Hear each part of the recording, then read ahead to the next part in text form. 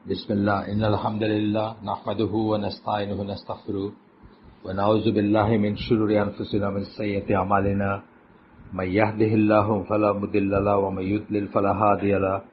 Wa ashhadu an la ilaha illallah wahdahu la sharika lahu wa ashhadu anna Muhammadan 'abduhu wa rasuluh. Amma ba'd, fa inna khayral hadisi kitabullah wa khayral hadi hadi Muhammadin sallallahu alayhi wa sallam. وشر الأمور محدثاتها وكل محدثات بدعة وكل بدعة ضلالة وكل ضلالة في النار. আসসালামু আলাইকুম ওয়া রাহমাতুল্লাহি ওয়া বারাকাতুহু। আমরা বেশ কিছুদিন পরে আবার আমাদের মেইন ট্র্যাকে ফিরে যেতে যাচ্ছি। আমরা যে ধারাবাহিকতায় পড়তেছিলাম, মাঝখানে আমরা একটা এপিসোড একটা বিশেষ কারণে অন্য সাবজেক্টের উপর করছি। সেটা হচ্ছে যে ইয়াসির কাদি নামক যে স্কলার আছেন, যিনি ওয়েস্টার্ন ওয়ার্ল্ডে থাকেন, এবং সেখানে কোনো একটা ডায়ালগে উনি হুদুদ নিয়ে একটা মন্তব্য করছিলেন, যার পথ ধরে আমাদের আরেকটা গ্রুপে, ম্যারিনার্স গ্রুপ, যেটা আমি বলছিলাম যে ম্যারিনার অর্থাৎ জাহাজিদের জন্য একটা গ্রুপ আছে, সেই গ্রুপে কিছুটা কনফিউশন এবং কিছুটা ভুল বোঝাবুঝি অথবা কিছু বিভ্রান্তি সৃষ্টি হয়েছিল। সেটা মিটানোর জন্য বা সেটাকে অ্যাড্রেস করার জন্য আমরা ওইখানে একটা আয়োজন করছিলাম, বা ওইখানেও ঠিকই মেইন সাবজেক্ট থেকে সরে গিয়ে আমরা ওইটা করছিলাম, এবং সেটার একটা রেকর্ডিং আমরা এই গ্রুপে অর্থাৎ সত্য সন্ধানী গ্রুপেও দিচ্ছিলাম। সেই জন্য আমরা আমাদের ট্র্যাক থেকে একটু সরে গেছিলাম। আমাদের আলোচ্য বিষয় ছিল এর আগে, মানে ধারাবাহিক আলোচ্য বিষয়, যেটা ধারাবাহিকভাবে যেখানে আমরা আসছিলাম, সেটা ছিল the ease and facility of Islam, ইসলামের সহজতা, এবং ইসলাম যে আপনার জন্য সহজ করে দেয়, সুযোগ করে দেয়, ব্যবস্থা করে দেয় আপনি যেন দিন পালন করতে পারেন, সেটার উপর আমরা আলোচনা করতেছিলাম। এবং সেটার ভিতর সাবহেডিং ছিল দ্য রিলিজিয়ন ইজ বিল্ট আপন ইজ, দিন সহজতার উপরে প্রতিষ্ঠিত। সেটা আমরা পড়তেছিলাম, এবং সেটা পড়তে পড়তে আমরা একটা হাদিসে এসে শেষ করছিলাম। সেই হাদিসটা একটু করে বলে আমি আবার শুরু করব। সেই হাদিসটা ছিল মুসলিমের হাদিস, যেখানে আল্লাহ রসুল সাল্লাল্লাহু আলাইহি ওয়াসাল্লাম বলেন, verily Allah is kind and gentle, আল্লাহ হচ্ছেন দয়ালু এবং মার্জিত। ভদ্র, মার্জিত, জেন্টল বলতে আমাদের যে ইগুলো আসে।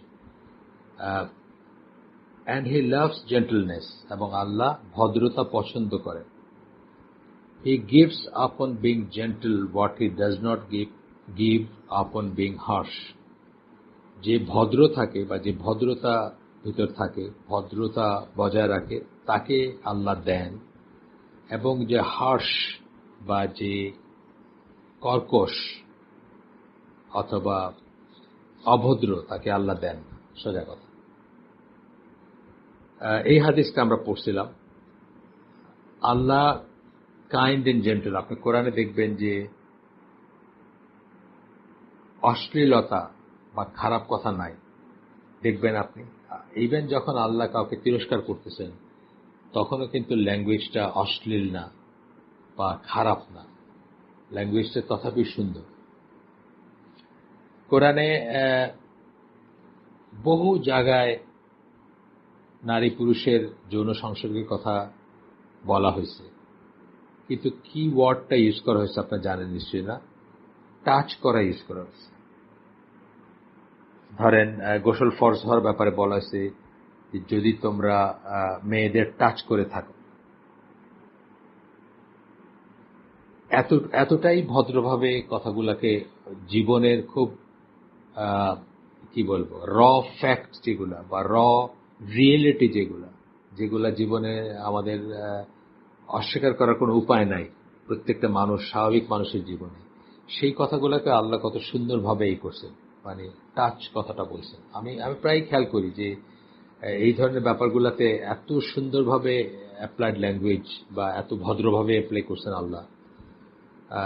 এটাই রাসূল সাল্লাল্লাহু আলাইহি ওয়াসাল্লাম, বা এই ধরনের ব্যাপারগুলোকে রাসূল সাল্লাল্লাহু আলাইহি ওয়াসাল্লাম এখানে বলছেন যে আমরা যেন হার্শ না হই, কর্কশ না হই, খারাপ কথা না বলি, খারাপভাবে কথা না বলি, অ্যান্ড সো অন।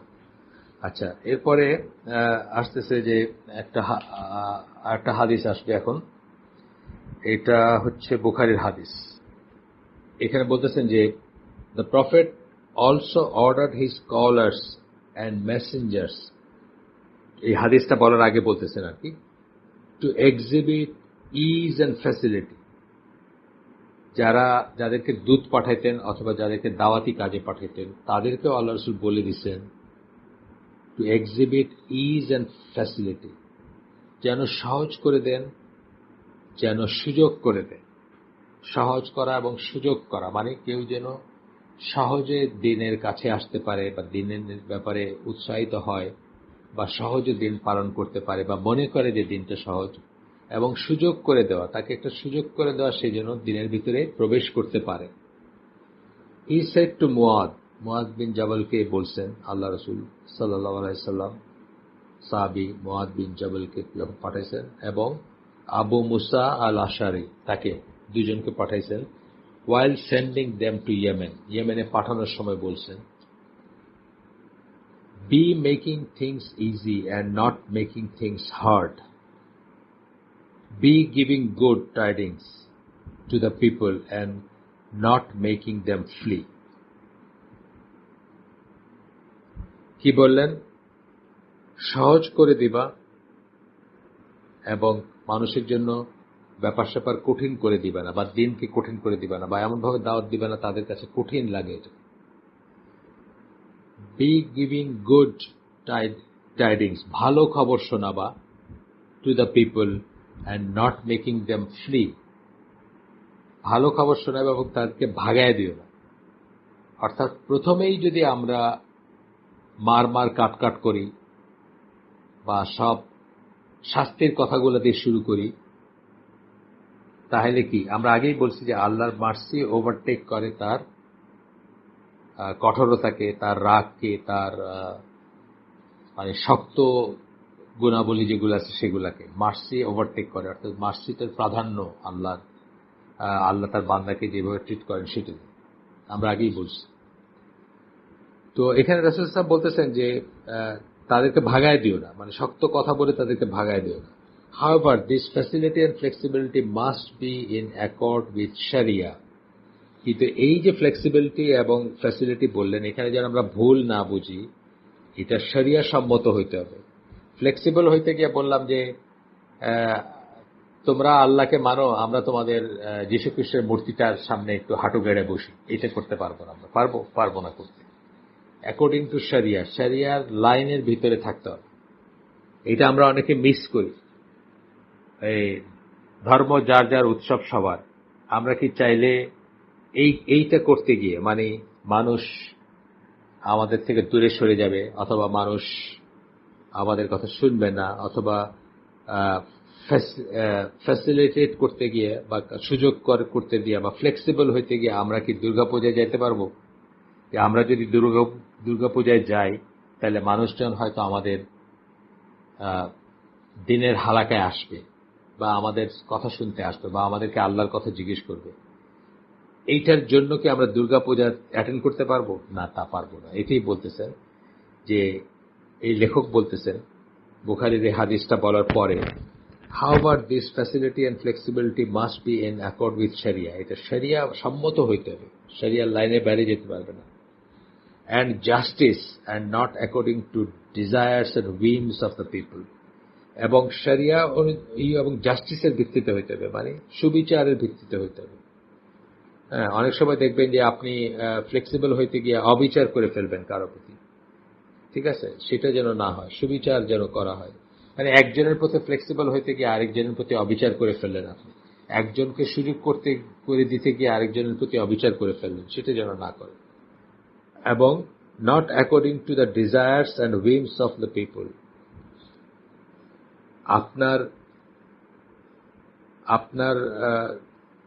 ডিজায়ার মানে ধরেন জাস্টিস বলতে কি বোঝালেন? ধরেন একজন বিধর্মী এবং একজন মুসলিম, কথার কথা, তারা কোনো একটা ডিসপিউটে জড়াইল বা কোনো একটা ইসে, এখন আপনি দাওয়াতি কোনো একটা বিচার নিয়ে আপনার কাছে আসলো, কোনো একটা নিয়ে বিচার নিয়ে আপনার কাছে, যে কোনো একটা ডিসপিউট নিয়ে, জমি নিয়ে হোক, প্রপার্টি নিয়ে হোক, আপনি তখন কি আপনি আপনি ওই বিধর্মী যেন দাওয়াত কবুল করে বা ইসলামের কাছে আসে বা ইসলামের মধ্যে আসে, এই কথা চিন্তা করে বিচার ঠিক মতো করলেন না, তাকে ফেভার করলেন এবং মুসলিম যে তার যা প্রাপ্য ছিল সেটা থেকে তাকে ডিপ্রাইভ করলেন, এইটা করবেন না। মানে একটা উদাহরণ দিলাম, আমি এটা আমার আমার মন থেকে দিলাম আর কি, কথাটাকে এক্সপ্লেন করতে গিয়ে কিভাবে ফ্যাসিলিটি বা ফ্লেক্সিবিলিটি দেখাইতে গিয়ে আপনি শরিয়ার বাইরে যেতে পারেন, দুর্গাপূজা দিয়ে উদাহরণ দিলাম,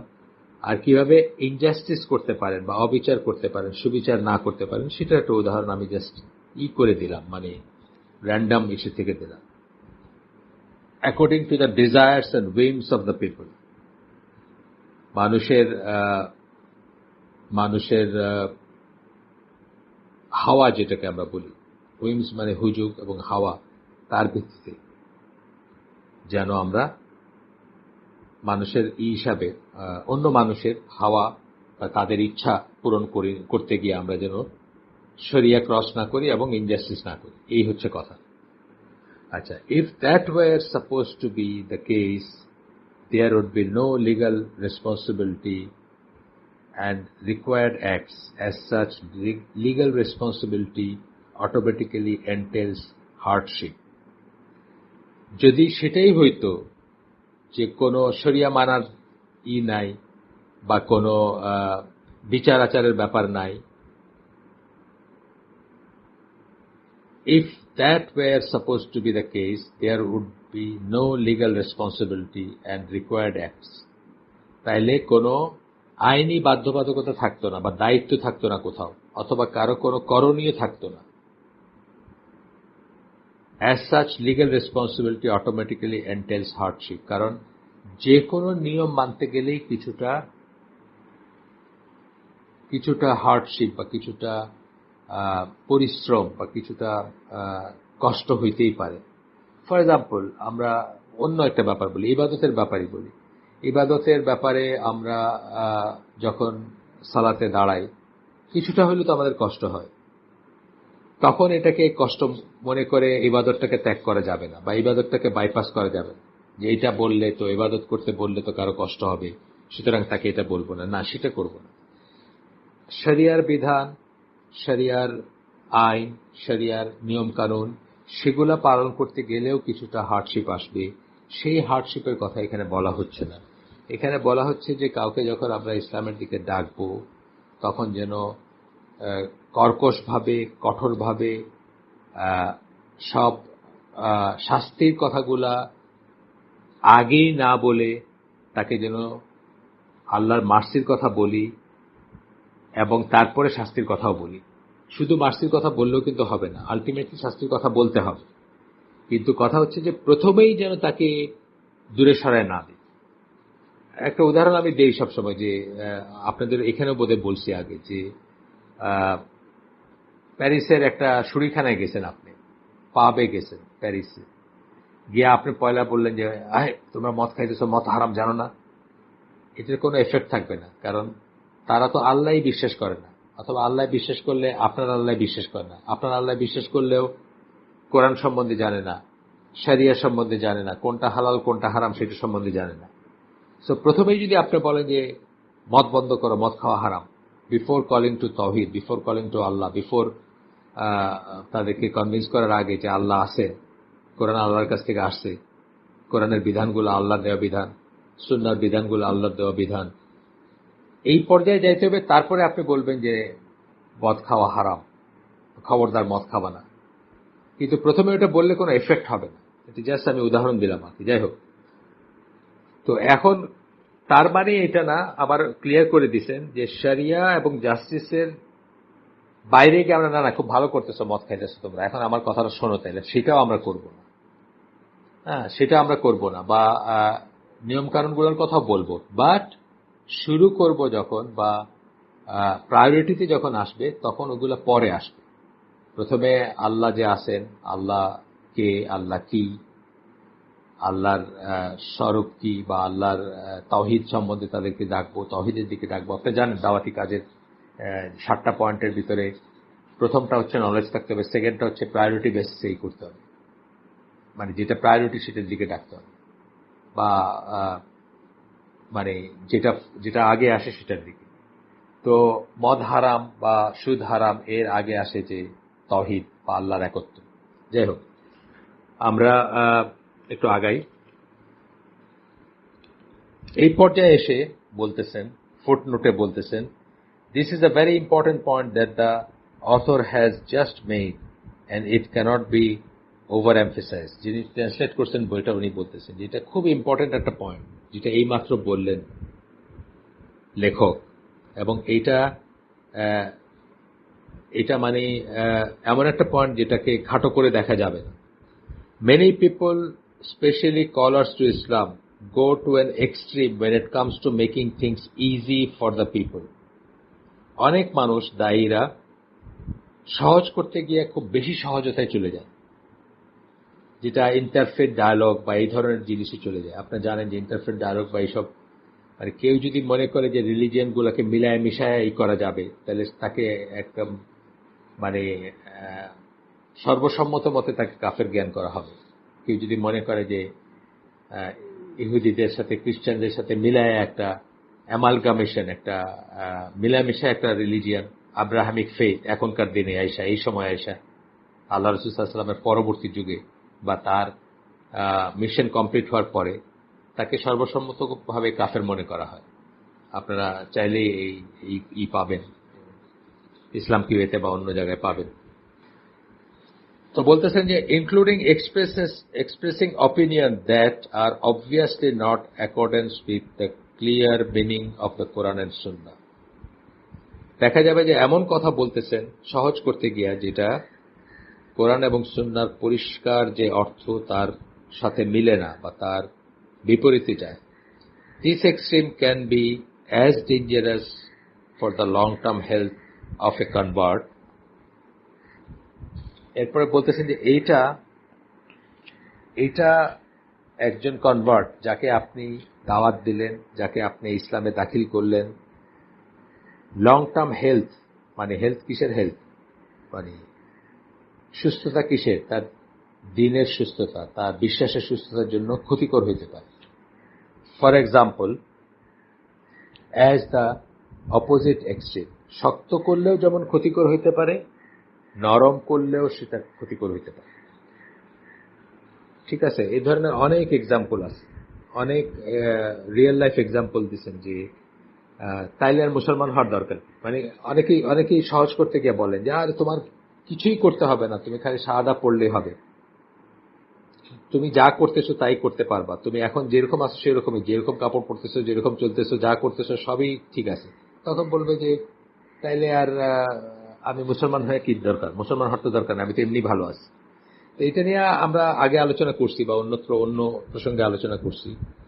তারপরে বলতেছেন যে it is interesting to note that Al Bukhari recorded the above hadith concerning Muadh and Abu Musa along with a story concerning Muad and Abu Musa in which they had to put someone to death for apostasy.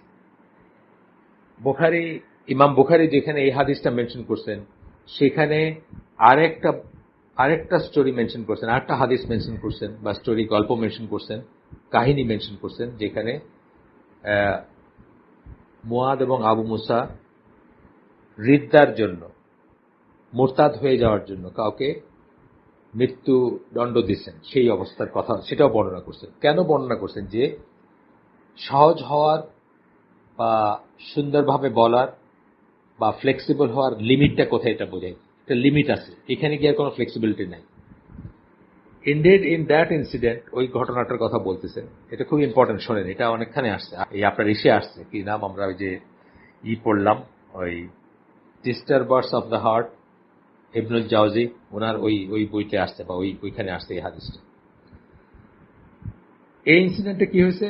In that incident when Muad met Abu Musa, he refused to come down from his steed until Abu Musa had fulfil the prescribe punishment. মুআদ বিন জাবালের যখন Abu মুসা আল আশারির সাথে দেখা হয়েছে, তখন উনি তার ঘোড়ার থেকে নামতে চান নাই, ততক্ষণ পর্যন্ত নামতে চান নাই যতক্ষণ না সেই হুদুদ পানিশমেন্ট বা হদ পানিশমেন্ট বা হুদুদ শাস্তিটা ইমপ্লিমেন্ট করা হয়েছে। This prescribed punishment was insisted upon by those two whom the Prophet sallallahu alaihi wasallam had told to be easy and not to drive people away. এই হদ পানিশমেন্টটা বা হুদুদ পানিশমেন্টটা, এই মৃত্যুদণ্ডটা ওই দুইজন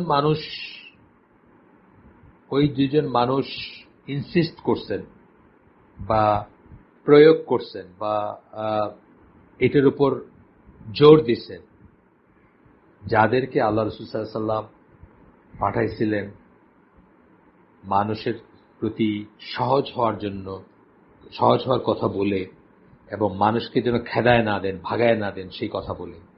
However, the demands of the law and justice are more important and more deserving to be fulfilled. Law মানে শরিয়া, justice মানে সুবিচার বা বিচার, যেটা আল্লাহর বিধান দিয়ে বিচার করা বা আল্লাহর নিয়মে বিচার করা, সেটা হচ্ছে মোর ইম্পর্টেন্ট, বেশি জরুরি, and more deserving to be fulfil, বেশি জরুরি এবং সেটাকে ফুলফিল করতে হবে, এটাই বেশি ইম্পর্টেন্ট, যেখানে সেটা প্রয়োগ করা যাবে। এটাও একটা কথা, কিন্তু যেখানে সেটা প্রয়োগ করা যাবে। আমরা যেন এখানে আবার ভুল না করি যে বাংলাদেশে অথবা প্যারিসের কথা বললাম, সেখানে হুদুদ পানিশমেন্ট কায়েম করার কোনো সিস্টেম নাই, কোনো ইসলামিক কাজী বা রুলার নাই ওখানে। ইসলামিক রুলার বলতে আমরা ইসলামী দেশের, ইসলামী আইন দিয়ে যে দেশ চলে সেই দেশ না সেগুলা, বা সেখানকার রুলাররা সেই রকম বা কাজীরা সেই আল্লাহর বিধান দিয়ে বিচার করেন না বা সেটা প্রতিষ্ঠিত না, সেখানে কিন্তু এই কথাগুলো আসতেছে না। বুঝতে হবে যে আবু মুসা আল আশারি এবং মুআদ বিন জাবল তারা সেখানে অথরিটিতে ছিলেন টু ডু বা অর টু ইমপ্লিমেন্ট আল্লাহ's ল বা আল্লাহর আইন প্রয়োগ করার অবস্থানে ছিলেন তারা, এটা বোঝার ব্যাপার আছে। যাই হোক, এই ধরনের ইগুলা আমরা আরো আলাপ করতে পারি, আরো আমাদের কাছে এক্সাম্পল আছে যে বেশি সহজ হইতে গিয়ে আমরা কিভাবে মানুষের বেশি সহজ হইতে গিয়ে আমরা এমন সময় এমন একটা কাজ করি যে দেখা যাবে যে আপনার এমন একটা কথা বলছি যে ইসলাম তো এরকম, তারপরে সেই লোকটা প্র্যাকটিক্যালি ইসলামের ভিতর ঢুকে দেখলে যে না, ইসলাম তো এরকম না। হ্যাঁ, যেমন ধরেন মেয়েদের বললাম যে তোমাদের তো মানে ফেমিনিজমের চেয়ে বেশি রাইট দেয় ইসলাম, তারপরে এসে দেখলো সে যে তারে আপনি পর্দা করতে বলতেছেন, বললো পরদিনই সে ইসলাম থেকে বাইরে হয়ে গেল, মানে কথার কথা বলছে। তাকে ডাকতে গিয়ে আপনি বললেন যে ফেমিনিজম আর কি রাইট দিছে ইসলাম মেয়েদেরকে, ইসলাম তার চেয়ে অনেক বেশি রাইট দিছে।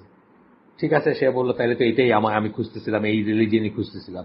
যখন ইসলামে ঢুকলো আপনি পরদিন তারপর বললেন যে মিনিস্কার তো পরা যাবে না, তুমি এখন লম্বা করে কাপড় পরো, তো সে তারপর দিনই বাইরে হয়ে গেল ইসলাম থেকে। কথার কথা আমি বলছি, মানে এই ধরনের অনেক উদাহরণ দিচ্ছেন এই ট্রান্সলেটর জামাল উদ্দিন যারা বোঝো তার অন্য বইগুলাতে বা অন্য ইসে এক্সাম্পল দিচ্ছেন। যদি আমার মনে থাকে তাহলে আমি নেক্সট দিন আপনাদেরকে আরো 2-4টা এক্সাম্পল এখান থেকে আমি দেখাবো ইনশাআল্লাহ। তো যাই হোক, এটা একটা ফুটনোট ছিল, কিন্তু এই ফুটনোটটা ইম্পর্টেন্ট, কারণ আমরা বাংলাদেশে বা বিদেশেও দেখি যে অনেক দাওয়াতি গ্রুপ তারা কনভার্ট কালেক্ট করতে গিয়া বা মানুষকে ইসলামে ঢোকাইতে গিয়া বা ইসলামের দিকে ইন্টারেস্টেড করতে গিয়ে এমন কথা বলেন যেটা সত্য না, এবং যেটা একজন কনভার্টের হেলথ বলছেন না, হেলথ বলতে কি বোঝাইছেন, মানে তার সুস্থতা, কিসের সুস্থতা, তার দিনই সুস্থতার জন্য বিপজ্জনক। কারণ সে হয়তো পরে যখন রিয়েলাইজ করবে যে এটা সত্যি বলেন নাই, তখন তার ইসলামের প্রতি একটা বীতশ্রদ্ধতা আসতে পারে, বীতশ্রদ্ধ হয়ে যেতে পারে, অথবা সে অলটুগেদার ইসলাম ত্যাগ করতে পারে। এরকম ইনস্টেন্স আছে, আমরা দেখি। আগামী দিন আমার মনে থাকলে আমি ওইখান থেকে পড়ে শোনাবো আপনাদের, অন্য ইসের থেকে। আমার সামনে নাই ওইটা এখন, ইনশাল্লাহ শোনাবো যে কি হয় বা কি বলেন বা কি করেন। আমাদের দেশে আমরা দেখি দাওয়াতি, সবচেয়ে বড় দাওয়াতি কর্মকাণ্ডগুলো যারা চালান, সবচেয়ে বড় যে দাওয়াতি গ্রুপ আছেন, মানে দাওয়াতি কাজের যে গ্রুপ আছেন, তারা শুধু সৎ কাজে আদেশ করেন, মন্দ কাজে নিষেধ করেন, শুধু মার্সি, আল্লাহর মার্সিটাই শুধু করেন। কখনো আল্লাহর র্যাথ বা আল্লাহর যে আরেকটা সাইড আছে পানিশমেন্টের সাইডটা কখনো বলেন না। যে জন্য তাদের অনেক ফলোয়ার কিন্তু হয়ে কোনো লাভ নাই। সেখানে কেন লাভ নাই? শুধুমাত্র মার্সি আশা করেন আল্লাহর কাছে, মনে করেন তাদের ফলোয়াররা বা তাদেরই যারা তাদের আহ্বানে যারা সাড়া দিয়ে তাদের ভিতরে যান, এখানে স্মাগলারও যান, আপনার চোরা কারবারি বা সন্ত্রাসী বা কারো কোনো সমস্যা নেই, কারো এই জায়গায় দাওয়াতি সবাই বসতে কোনো সমস্যা নেই, কারণ এটা মার্সি আর মার্সি আর মার্সি, এখানে মন্দ কাজের নিষেধ নাই।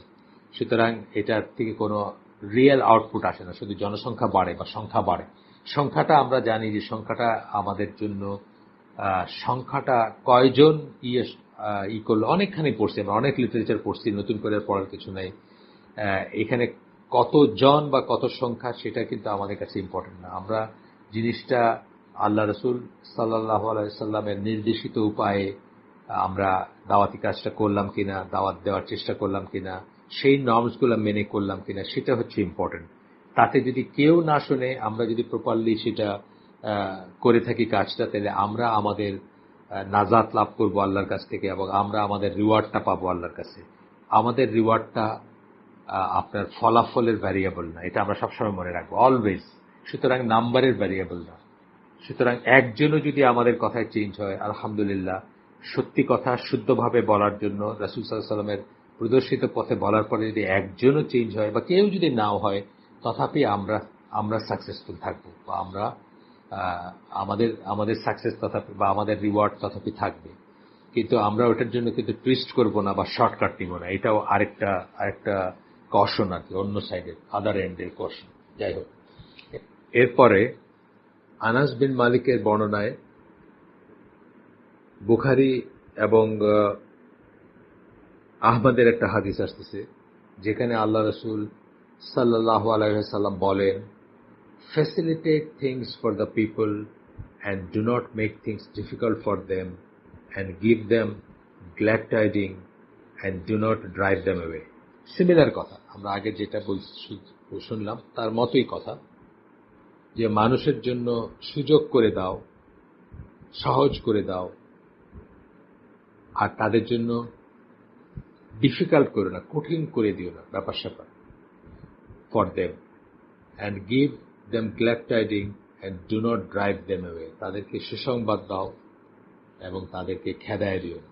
The wisdom behind the facility that sharia presents is that Allah has made this religion compatible with human nature. কেন শরিয়া সহজ করে দিতে চায়, কেন শরিয়া সবকিছুকে ফ্যাসিলিটেট করতে চায়, সুযোগ করে দিতে চায় আপনাকে, যেন আপনি দিন পালন করতে পারেন। কারণ Allah has made this religion compatible with human nature, মানুষের প্রকৃতির সাথে, মানুষের ইনহেরেন্ট সহজাত যে টেন্ডেন্সি, তার সাথে সামঞ্জস্যপূর্ণ করে এই দিনকে বানাইছেন আল্লাহ। আজকে দূরে সরতে সরতে সরতে সরতে আমাদের নামাজ পড়াটাও হয়তো কারো কাছে কঠিন লাগে, কিন্তু আসলে দিনটা সহজই ছিল। দূরে সরে গিয়ে আপনি তো ইসলাম থেকে বেরই হয়ে গেছেন, অথবা ফিতরাত থেকে বের হয়ে গেছেন। যে ফিতরার উপর আল্লাহ আপনাকে সৃষ্টি করছিলেন সেটার থেকেও আপনি বের হয়ে গেছেন। আপনার কাছে সকল খারাপ জিনিসগুলোকে ভালো লাগে, যে সমস্ত জিনিসগুলো আপনাকে অসুস্থ করে দেয় সেই জিনিসগুলো আপনার ভাল লাগে, সেই খাবার ভাল লাগে, সেইভাবে ঘুমানো ভাল লাগে, আপনার দেরি করে ঘুমাইতে ভাল লাগে, সকালে দেরি করে ঘুম থেকে উঠতে ভাল লাগে, আপনার খারাপ খাবারগুলো খাইতে ভাল লাগে, যেই খাবারগুলো আপনাকে অলস করে দেয়, যেই খাবারগুলো আপনাকে অথর্ব করে দেয়, মানে অ্যান্ড সো অন। আমি বলতে পারতাম যে মানে আপনি ফিতরার বাইরে চলে গেছেন, সেই জন্য আপনার কাছে এখন সালাদটাকে কঠিন লাগে, বা বেসিক যেটুকু আল্লাহ করতে বলছেন সেটাকে কঠিন লাগে। কিন্তু আসলে তো আল্লাহ জিনিসগুলোকে সহজ করে দিয়েছিলেন যেন মানুষ ইজিলি করতে পারে। যদিও আল্লাহ বলছেন যে মানুষকে কেবলমাত্র আল্লাহর ইবাদতের জন্য সৃষ্টি করা হয়েছে, মানুষ এবং জিনকে, তথাপি আল্লাহ আপনাকে কত সময় দিয়েছেন। আপনি দেখেন তো, আপনি 5 ওয়াক্ত সালাতে অ্যাকচুয়ালি কতটুকু সময় যায় একদিনের, মানে ওই কথা অনুযায়ী যে আপনাকে আল্লাহ সৃষ্টি করছেন কেবল তার ইবাদত করার জন্য, তাহলে তো 24 ঘন্টা সময় আপনার আল্লাহর প্রাপ্য। কিন্তু আসলে আপনি কতটুকু সময়, আমার তো মনে হয় 5 ওয়াক্ত সালাত আমরা যেভাবে মসজিদে পড়ি তাতে অল টুগেদার হার্ডলি 1 ঘন্টা থেকে 1.5 ঘন্টা সময় হয়তো আমাদের যায় 24 ঘন্টা সময়ের ভিতরে। তথাপি আমরা সেটাকে কিন্তু মনে করি যে অনেক বড় বোঝা, কিন্তু আসলে আল্লাহ আমাদের জন্য তো সহজ করে দিয়েছিলেন। তার সাথে কি কত রকমের রুখসত দিছিলেন। আপনার ট্রাভেল করলে আপনি শর্টেন করবেন, একসাথে জামা করে পড়বেন। মাগরিবের সময় প্রচন্ড বৃষ্টি বা ঝোড়ো হাওয়া বইতেছে, আপনি মাগরিবের সাথে এশার নামাজ পড়ে বাড়ি চলে যাবেন, আর এশায় আসবেন না মসজিদে। এইরকম আপনার প্যান্ডেমিক, আপনার এখন মহামারী, আপনি বাসায় নামাজ পড়বেন, আপনি মসজিদে যাবেন না, যাওয়ার দরকার নেই। মানে এইভাবে বলতেছি শরিয়া আপনাকে কত ধরনের রুখসত দিছে। কারণ শরিয়া তথা আল্লাহ, শরিয়া তো আল্লাহর কাছ থেকে আসছে, আল্লাহ আপনার নেচার সম্বন্ধে জানেন। আপনি স্বভাবতই মানুষ একটু আরামপ্রিয় হবে, একটু শর্টকাট খুঁজবে, একটু সহজতা খুঁজবে, এটা আল্লাহ জানেন। আচ্ছা, the matters in accord with human nature are well established in the soul and they become very easy for the human to accept. যেগুলা আপনার নেচারের সাথে, প্রকৃতির সাথে যায়, সেগুলা অন্তরে থাকে। যদি সে অন্তর ফিতরার উপর থাকে, অফকোর্স, সে অন্তর যদি ডেভিয়েটেড হয়ে আরেকটা এসে না চলে গিয়ে থাকে, তাহলে সে স্বাভাবিকভাবে বুঝবে যে এগুলা ইজি, এবং সে ইজিলি অ্যাকসেপ্ট করবে। মোহাম্মদ আসাদের কথা আমি বারে বারে বলি না, অনেক সময় রোড টু মেক্কা বইটা পড়বেন, কত সহজে উনি বুঝছিলেন যে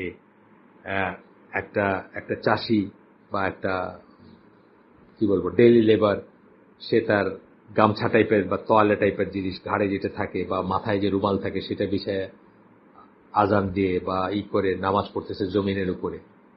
এটাকে উনি বুঝছিলেন যে এটা কত ন্যাচারাল এবং কত কত শান্তিপূর্ণ একটা জিনিস বা কত ট্র্যাঙ্কুইল একটা ব্যাপার, এটা উনি বুঝছিলেন। আচ্ছা, it is a part of human nature to flee from harshness and sternness. যদি কর্কশভাবে কিছু করি, কর্কশভাবে কিছু বলি, কর্কশতা থাকে কিছুতে, তাহলে ওইটার থেকে মানুষ পালায় যাবে। এটাই মানুষের নেচার। যেমন খ্রিস্টানিটিতে একসময় বা ইহুদি আসলে তো ইহুদি ধর্ম কেউ পালন করে না। আপনারা যাদের দেখেন ইসরায়েলের এই যে ছবিতে যাদের দেখেন, জিওনিস্ট যারা বা ইসরায়েলে যারা হর্তাকর্তা বাই, তারা তো সেকুলার মানুষ, তারা তো অ্যাকচুয়ালি সেকুলার জু। তারা কিন্তু ধর্মকর্ম পালন করে না, কিন্তু তাদের বোধটা খুব টনটনা। হ্যাঁ, এরকম আরো আছে। আমি তুর্কিশদের সাথে একসময় সেল করছি, তুর্কি যারা, তাদের সাথে তারা ধর্মকর্ম কিছুই করে না, কিন্তু মুসলিম ফিলিংটা খুব টনটনা। ইসলামের এগেন্সে কিছু বললে মানে গোথ করে উঠবে বা মানে একদম খেপে যাবে, কিন্তু আসলে ধর্মকর্মের কিছুই নেই। মদ খাইতেছে, মেয়ে মানুষকে ঘোরাফেরা করতেছে, এটা কোনো সমস্যা না। তো যাই হোক, হার্শনেস থাকলে মানুষ সেটা থেকে পালাবে, অথবা কঠোর করে দিলে। যেমন ধরেন খ্রিস্টানিটির কিছু কিছু সেক্ট বা কিছু কিছু ইসে কি, তারা অনেক কিছু খুব কঠিন করে দিছে না। তো দেখা যায় কি মানুষ এখন ধর্মকর্মে ছেড়ে দিচ্ছে, এটা করবা না, ওইটা করবা না, এটা খাইবা না, ওইটা ধরবা না, এরকম করতে করতে মানে ধরেন যারা ধর্ম প্রচার করবে তারা বিয়ে করবে না, তারা মেয়েদের দিকে তাকাবে না। তো এখন দেখা যাচ্ছে মেয়েদের দিকে তাকায় তো বটেই। এই অস্ট্রেলিয়া থেকে এসেছে কয়েকদিন আগে একটা ইসের বিরুদ্ধে, ধর্মযাজকের বিরুদ্ধে। জায়গায় জায়গায় দেখবেন আপনি কত চাইল্ড মলেস্টেশন, হোমোসেক্সুয়াল মলেস্টেশন বা কত কিছুর জন্য কেস হচ্ছে। মানে কঠোর করতে গিয়া সবকিছুই শেষ হয়ে যাচ্ছে।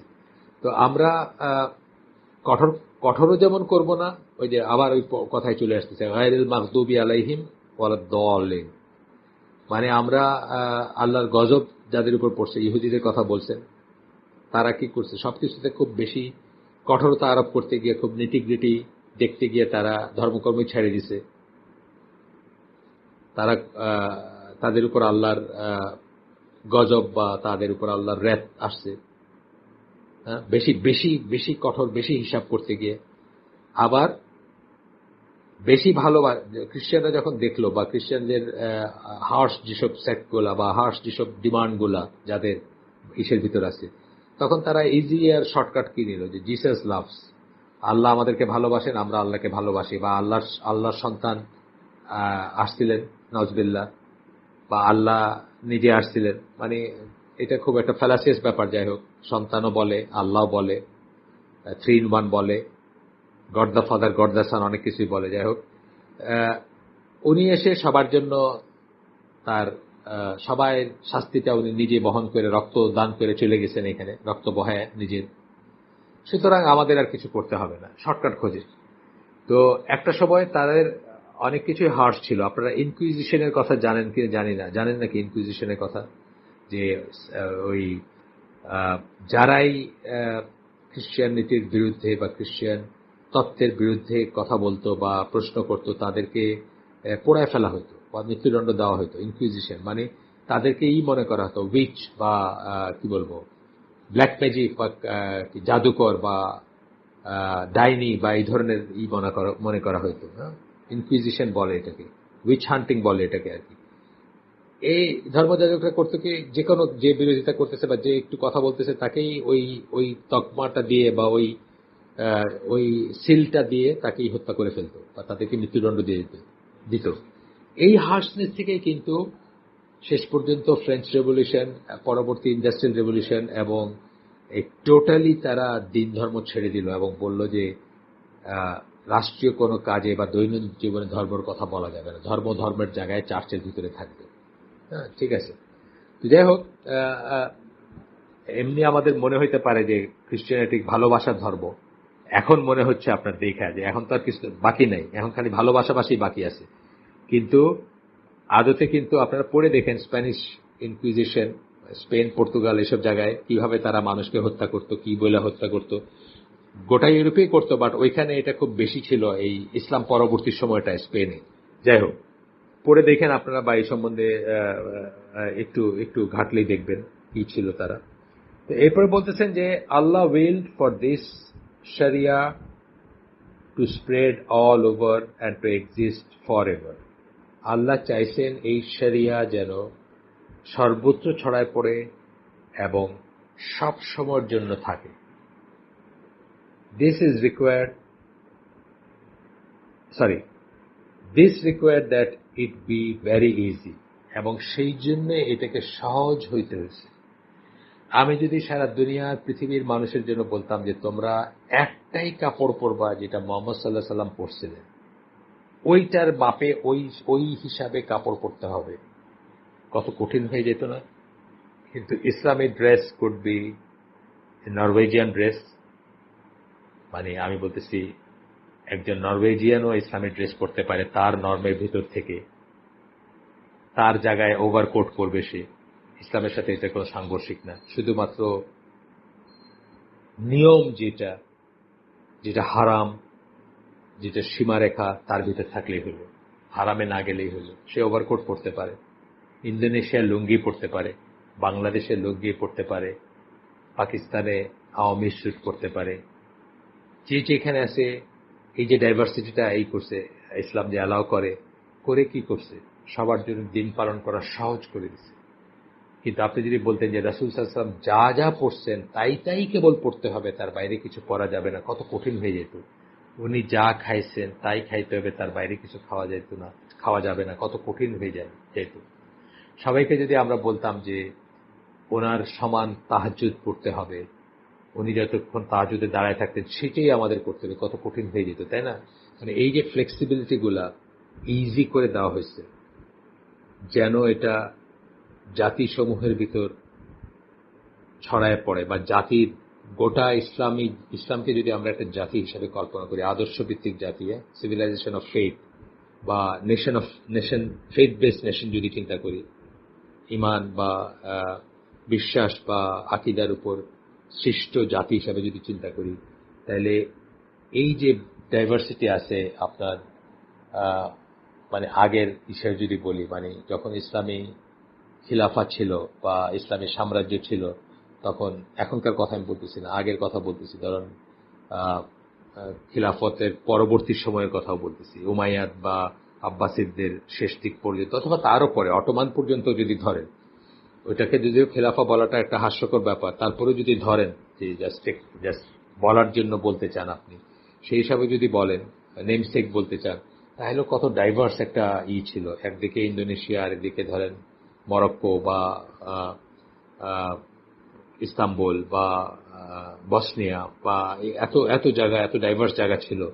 তো প্রত্যেকটা জায়গাতে বলতেছেন this is required that it be very easy to be spread among the nation. এই জায়গার ভিতর যেন ইসলাম ছড়ায় যায়, নেশন বলতে এই আদর্শভিত্তিক জাতি বলছেন, এর ভিতর যেন ইসলাম ইজি থাকে, মানে ডাইভার্স সিচুয়েশনে যেন সহজ থাকে, this should not have occurred unless harshness was remove from it. আমরা যদি খুব কঠিন হইতাম তাহলে এটা সম্ভব হইত না। এই জন্য সহজ হওয়ার তাগিদটা বা সহজ হওয়ার ব্যাপারটা বলতেছেন বা এইটুকু লেখা কিন্তু একজন থেকে কোট করছেন হাদিসের পরে আমরা যেটুকু পড়লাম, মোহাম্মদ আল তাহির ইবন আশুর তার একটা বই থেকে, মাকাসিদ শরিয়ার একটা বই থেকে এইটুকু জায়গা কোট করছেন। মাকাসিদ শরিয়া নিয়ে আমরা অনেক কথা বলে থাকি, ইনশাআল্লাহ সেটা নিয়ে পরে কথা বলবো। আজকে তাহলে আমরা এখানে শেষ করে দিই। আমি আরো আগেই শেষ করতে চাইছিলাম, বাট একটা কন্টিনিউটির জন্য আমি এটা পড়ে ফেললাম, কারণ দেখা যাবে যে পরে আবার খণ্ডিত হয়ে যাবে জিনিসটা। সুবহানাকা আল্লাহুম্মা বিহামদিকা আশহাদু আল্লা ইলাহা ইল্লা আনতা আস্তাগফিরুকা ওয়া আতুবু ইলাইক। আমরা যে শুনলাম তার ভিতর ভালো কিছু শুনে থাকলে সমস্ত প্রশংসা আল্লাহর, আলহামদুলিল্লাহ। খারাপ কিছু শুনে থাকলে সমস্ত ব্যর্থতা আমার, এবং সেটা শয়তানের তরফ থেকে। আমরা যা ভালো শুনলাম আল্লাহ তার উপর আমাদেরকে আমল করার তৌফিক দেন। আসসালামু আলাইকুম ওয়া রাহমাতুল্লাহি ওয়া বারাকাতুহু।